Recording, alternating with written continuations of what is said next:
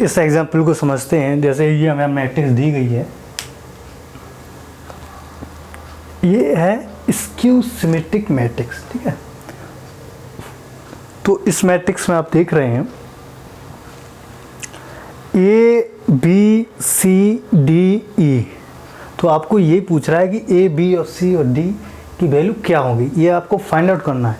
But आपको दिया गया है यहाँ पर कि ये जो मैट्रिक्स दिया गया है ये हमारा स्क्यू सिमेट्रिक मैट्रिक्स है। तो क्योंकि मैं थोड़ा डिस्कस करूँगा यहाँ पर, मैंने प्रीवियस वीडियो में बताया भी है कि स्क्यू सिमेट्रिक मैट्रिक्स क्या होता है। तो स्क्यू कोई भी अगर मैट्रिक्स, स्क्यू सिमेट्रिक मैट्रिक्स तब होता है अगर 3 कंडीशन को फॉलो करना चाहिए उसको। 3 कंडीशन क्या है, जो हमारा ये मैट्रिक्स है ये स्क्वायर मैट्रिक्स है, और कोई भी square matrix skew symmetric matrix तब होता है जब अगर उस मैट्रिक्स का ट्रांसपोज लेने के बाद अगर माइनस ए, पहली कंडीशन ये कि किसी, जैसे ये मैट्रिक्स दिया गया, अगर इस मैट्रिक्स का ट्रांसपोज लें तो इक्वल टू माइनस ए के बराबर होना चाहिए, ठीक है। दूसरा कंडीशन ये है ऑल डायगोनल एलिमेंट्स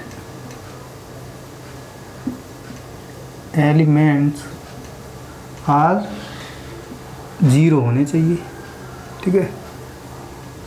दूसरी कंडीशन ये है कि जो आपको सिमेट्रिक कोई मैट्रिक्स आपको दिया जाता है वो सिमेट्रिक स्क्यू सिमेट्रिक मैट्रिक्स तब होगा जब उसके ऑल डायगोनल एलिमेंट्स क्या होने चाहिए, 0 होने चाहिए, ठीक है। दूसरी कंडीशन ये है।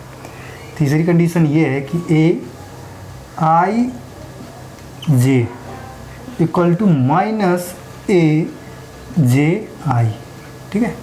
ये सेटिस्फाई करनी चाहिए तीसरी कंडीशन, ठीक है। अगर ये तीनों कंडीशन सेटिस्फाई करता है तो जो हमारी मैट्रिक्स होगी वो हमारी स्क्यू सिमेट्रिक मैट्रिक्स होगी। तो आपको ये बताना है, जब इस तरह से कोई भी आपको मैट्रिक्स दी जाती है और आपको कहा जाता है कि स्क्यू सिमेट्रिक मैट्रिक्स है, तो आपको ए बी और सी और डी ई की वैल्यू फाइंड आउट करनी है, ये आपको पूछा गया है। तो आप क्या करेंगे, तो जैसे आप यहाँ से देख रहे हैं कि जो ये लिखा हुआ है ये सेम टू सेम ये चीज़ लिखी हुई है। यहाँ पर क्या किया गया है कि एवरी रो को कन्वर्ट किया गया है एवरी कॉलम में। ट्रांसपोज का क्या मतलब है, ये जैसे ये मैट्रिक्स है, ट्रांसपोज मैट्रिक्स ये वो मैट्रिक्स होती है जैसे एवरी रो को कॉलम में चेंज कर दो या एवरी कॉलम को रो में चेंज कर दो, ठीक है। तो हमारा ट्रांसपोज आ जाता है, ठीक है। A transpose equal to minus A के बराबर होना चाहिए, तो माइनस ए का वैल्यू माइनस ए होना ही चाहिए, मतलब माइनस आना चाहिए एंट्री में। और ये लिखा हुआ है, ये एलिमेंट की पोजीशन बता रहा है, जैसे ये बी है, ये बी है, ठीक है। इसकी जो वैल्यू है जैसे 2 है, सिमेट्री के अकॉर्डिंग 2 है, बट यहाँ पर क्या -2 होना चाहिए, ठीक है। तो इस तरह से अब जैसे मैं वैल्यू निकालूँ, आपको कोई भी टेंशन नहीं, मैं क्या कर रहा हूँ यहाँ पर जस्ट आपको समझा रहा हूँ, मैं डायरेक्ट भी बताऊँगा किस तरह से निकालेंगे, ठीक है। बस इसके अकॉर्डिंग निकालेंगे किस तरह से। दूसरी कंडीशन हमारी क्या है कि ऑल डायगोनल एलिमेंट्स आर 0 होने चाहिए एलिमेंट। डायगोनल एलिमेंट हमारा डायगोनल है क्या, ये हमारा डायगोनल है। ये हमारा जो मैट्रिक्स दी गई है 3x3, इसका जो डायगोनल है वो हमारा ये है A0 E, और ये बता रहा है कि 0 होना चाहिए। तो इसका मतलब क्या होगा, E की वैल्यू और A की वैल्यू क्या हो गई, डायरेक्ट 0 हो गई, ठीक है। तो आप यहाँ से लिख सकते हैं A इक्वल टू 0 हो गया और E इक्वल टू 0 हो गया, ठीक है। ये दो वैल्यू निकल गई अपने आप यहीं से, ठीक है। अब मुझे निकालना है B, C और D की वैल्यू। तो B के लिए B की पोजीशन क्या है वो इसके अकॉर्डिंग लिखो। A B की पोजीशन क्या है, वो ये हमारी क्या है, ये R1 है, यानी कि रो 1 है, row number 1, row number 2, row number 3, ये हमारा कॉलम नंबर 1 है, कॉलम 2 है, ये हमारा कॉलम 3 है। तो इसका मतलब क्या है, ए बी को अगर हम रिप्रेजेंट करें इसके अकॉर्डिंग तो हम क्या लिख सकते हैं, बी को हम लिख सकते हैं दूसरा रो में हम जाना पड़ेगा और पहले कॉलम में। तो रो लिखते पहले, तो रो का मतलब क्या है, दूसरी रो में जाएंगे और कॉलम फर्स्ट में, ठीक है। तो A21 इक्वल टू क्या होना चाहिए, माइनस ए, इसके अकॉर्डिंग जस्ट अपोजिट है, यहाँ आई जे है, यहाँ पर जे आई है, तो यहाँ पर 2 1 है, तो यहाँ लिख देंगे 1 2। तो ये जो वैल्यू आएगी वो हमारी आ जाएगी बी की वैल्यू। किस तरह से हो जाएगी, ये जो लिखा हुआ है वो क्या है, ये बी लिखा हुआ है, ठीक है। ये मैंने अभी बताया ना बी की पोजीशन क्या है, 2 1 है, तो ये बी लिखा हुआ है कि नहीं। बी का मतलब क्या है, आप दूसरी रो में जाइए वो पहले कॉलम में, तो दूसरी रो ये है, पहला कॉलम ये, तो आपको बी मिल जाएगा, ठीक है। इक्वल टू ये माइनस लगाओ यहाँ, और ये A12 का मतलब क्या, पहली रो दूसरा कॉलम, पहली रो ये है, दूसरा कॉलम ये है, ठीक है। तो पहली रो दूसरा कॉलम का मतलब क्या हो गया 2, तो बी की वैल्यू क्या आ गई -2, तो यहाँ से बी की वैल्यू -2 लिख दो।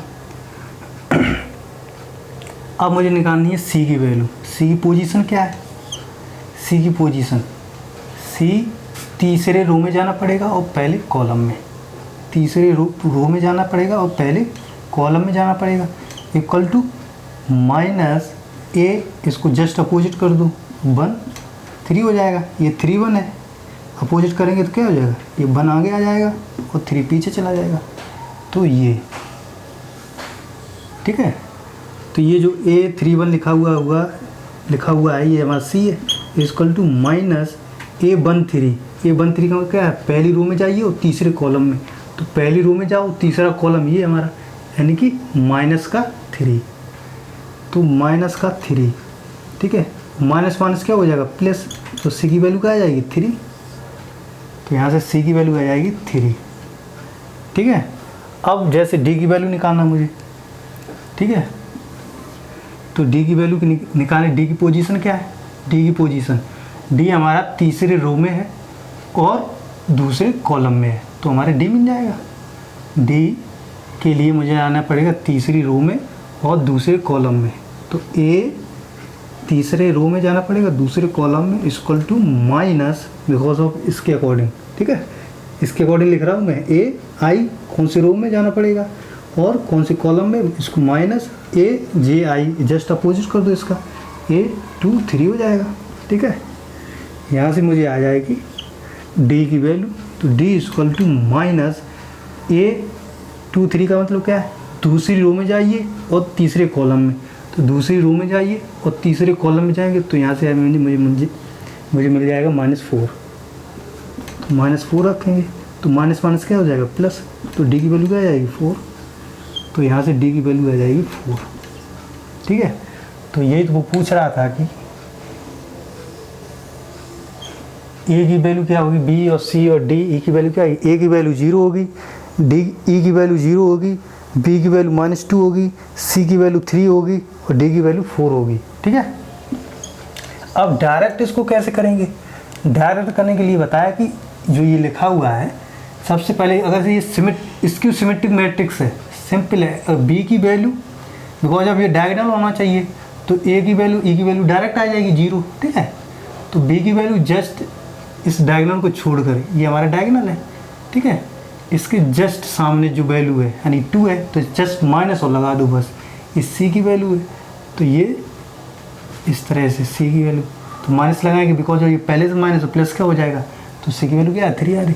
डी की वैल्यू, ठीक है, ये क्या है, ये जस्ट सामने, ये जस्ट सामने वैल्यू क्या है, ठीक है, तो डी की वैल्यू -4 है, बिकॉज ऑफ माइनस पहले ही से है, तो ये हमारी पॉजिटिव हो जाएगी डी, ठीक है। तो इस तरह से हम वैल्यू को फाइंड आउट करते हैं।